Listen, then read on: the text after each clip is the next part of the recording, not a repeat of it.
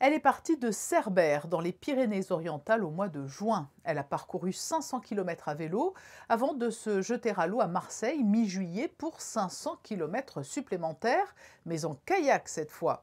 Son principal objectif, nettoyer la mer Méditerranée. Anaëlle Marot est notre invitée. Bonsoir Anaëlle. Bonsoir Patricia.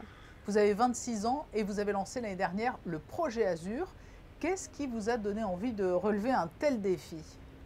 En fait, le projet Azur, c'est 1000 km donc en kayak et à vélo pour préserver la mer Méditerranée. Il faut savoir que c'est un hotspot de biodiversité, c'est-à-dire qu'on a, des espèces qui n'existent que là.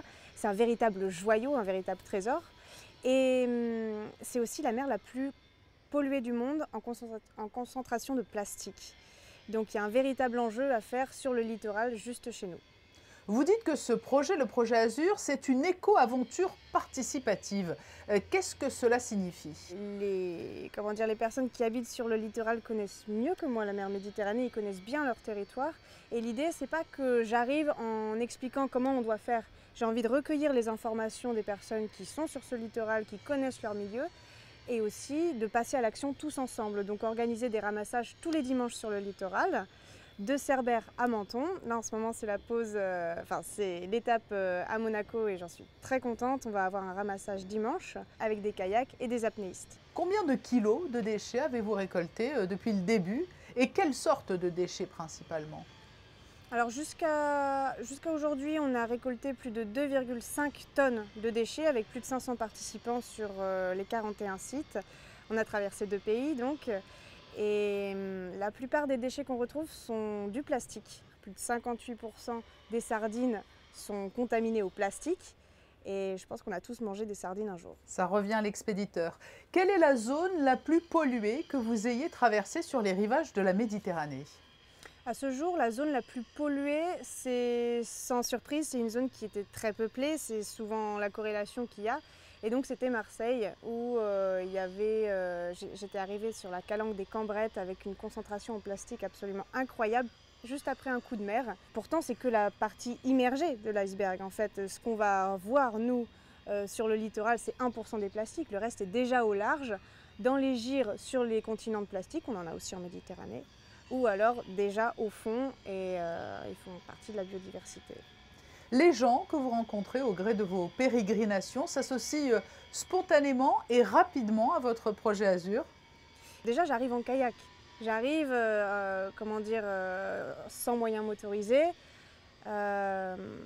J'ai fait l'effort, entre guillemets, de le faire à la force de mes bras et ça impressionne. Et la cause est louable, tout le monde se sent concerné par la mer en danger. Donc à chaque fois, j'ai un super accueil et ça me permet d'aller plus loin. Il y a une équipe aussi derrière moi qui travaille à ce qu'on ait un maximum de visibilité, à ce qu'on ait des données scientifiques importantes pour pouvoir les relayer par la suite. Et ouais, il y a une belle adhésion au projet, tout le monde s'y identifie un petit peu et c'est pour ça que ça en fait une expédition participative. Vous êtes à Monaco tout au long du week-end, c'est l'avant-dernière étape de votre projet avant Menton. Vous venez de rencontrer le directeur de l'environnement à Monaco qui vous a présenté la politique de déchets en principauté. Quel regard portez-vous sur la dynamique initiée en la matière à Monaco ?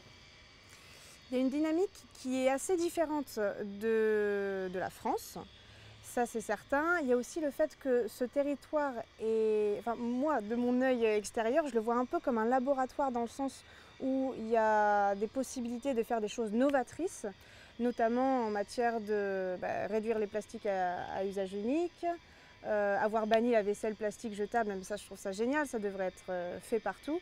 Et cette étape à Monaco, elle est particulièrement importante et intéressante puisqu'elle va me permettre d'engranger tout ce savoir-là et d'arriver à le diffuser autour de moi.